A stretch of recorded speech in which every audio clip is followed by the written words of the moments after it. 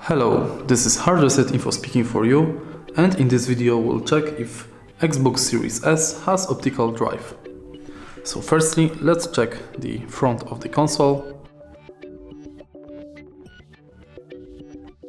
Now back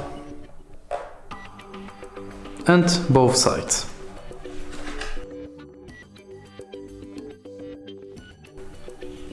Now let's check the top and bottom of the console. As you can see, unfortunately Xbox Series S does not have optical drive.